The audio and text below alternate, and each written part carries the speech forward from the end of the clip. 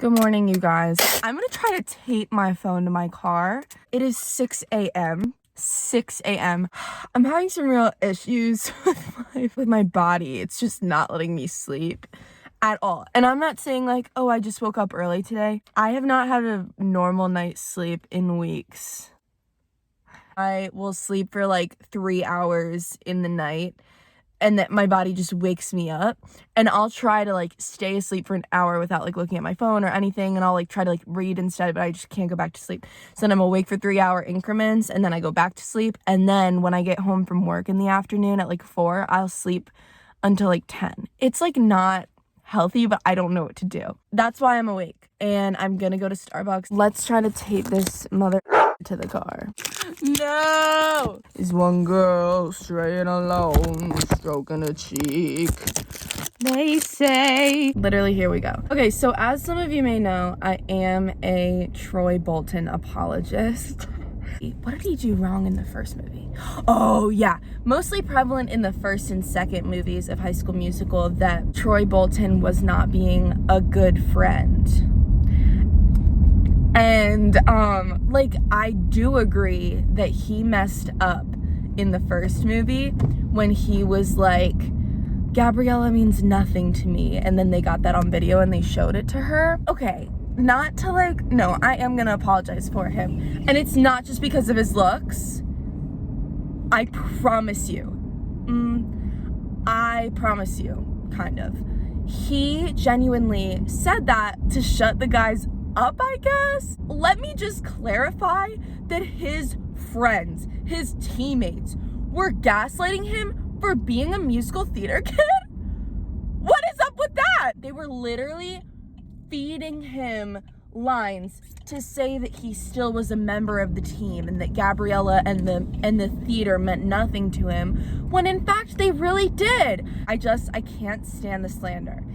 So I get that in the first movie, like, he messed up, but he was like 15 or 16. Like, that's another thing. And then in the second movie, he did nothing wrong. He literally did nothing wrong. He had this athletic and academic opportunity with the University of fucking Albuquerque. Where did they live?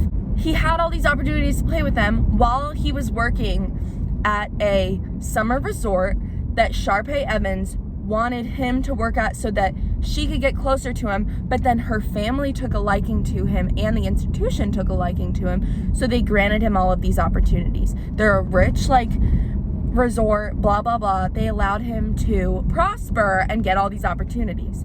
It wasn't his motives. Like, it was given to him. Like, I get the whole, like, loyalty to your friends, loyalty to everything. I really, truly am a more firm believer in that. I see the argument that he changed. But it's also like, what? His friends were upset with him for not being able to be at choreography rehearsals for a resort talent show when he had the opportunity to play with college and college alum athletes for a career that they wanted to pursue. Like, I get the first movie slander, but I do think that we need to remember that he was kind of set up to say that. But the second movie, tell me a scene where he messed up. And then he comes back after the baseball game and after like choreography that he missed with with Gabriella and Ryan, right? And he was like missing out on some inside jokes, and he kind of like shut them up by saying, yeah, I've had her mom's brownies. Like, I get what y'all are talking about. But he wasn't also supposed to be happy-go-lucky when they're like rubbing in his face, all this stuff. I don't know. And they could have asked him how his basketball thing was. Then again, I, in high school, was never a sports kid. I was a musical theater kid. So, but I think that also shows my lack of bias when in the first movie, I obviously have this like desire for him to both have a sports and musical theater career. And then in the second movie, I'm like supportive of his basketball career. Maybe I don't get it. Maybe his loyalty was flawed, but he also was still a kind human and was like saying like, I know that I have practice in this stuff. Another move similar to shutting Ryan up about Gabriella's mom's brownies was asking Chad to get him cheddar cheese or whatever, or Swiss, I forget what it was on the burger. He was 17 or whatever. Last thing, in Gotta Go My Own Way, what about us? What about everything we've been through? And then Gabriella says, but what about trust? What trust did he break? What trust did he break? Let's psychoanalyze that song a little bit more. You know I never wanted to hurt you. And then Gabriella saying, but what about me? What the f-? And he's like fighting for her, and he's like, what am I supposed to do? Like, you psycho. Sorry, she's not.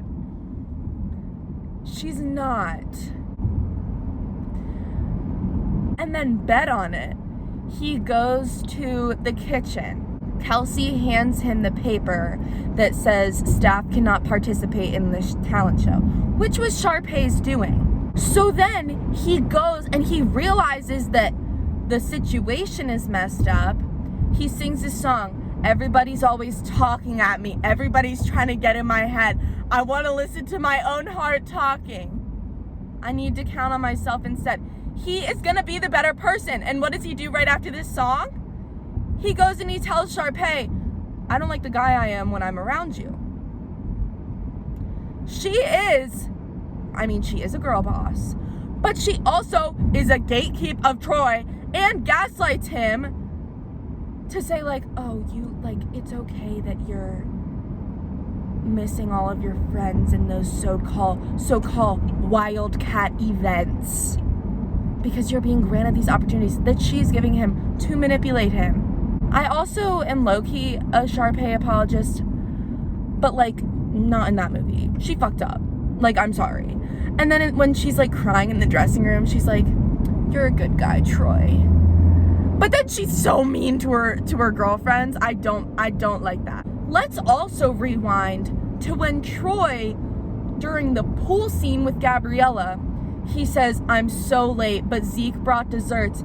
And he goes to change, and he lets out this scream because he doesn't like the people that he's around. But what is he gonna do? He is a teenager who cannot in his right mind, like, he has to kind of go through that to realize that, I don't know. But also, the real crime was him not singing in the first one. I'm sorry I said it. Get your head in the game. I know damn well he did not sing, why am I feeling so wrong? He did not sing those notes. Are you kidding me?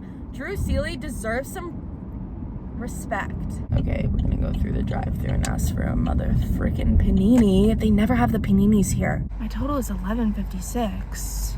That's a crime. That's a crime if I've ever heard one. Tell me why some of my favorites on Sour are One Step Forward. Why? People need to talk about that more. People also need to talk about the One Step Forward and Happier pipeline to musical theater kids. Please. Happier is definitely a musical theater song, undoubtedly, because, hello, if that was on Glee, please. What was I just discussing?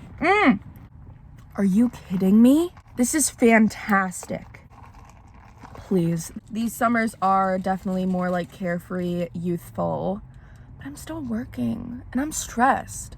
Cue that Cardi B sound where she's like, I'm working every single day, I'm depressed. So true. Do you ever like love your friends so much that like you forget to love yourself? I don't know how to describe it. Maybe I romanticize their lives and I forget that they have moments like me where maybe they can't sleep or maybe they're stressed about life. I just remembered that I have the High School Musical 2 CD in my car already. So let's go through this Gotta Go My Own Way funny business. Wait, this song goes so way to hell. See? This is Troy singing, saying we're all in this together. He is taking out the complaining people in the Wildcats crew and saying, come on guys, we're gonna have a great summer. Wait, ready? In my hopes and I watch them fall True. Gabriella was valid. I'm sorry. This is me singing to him.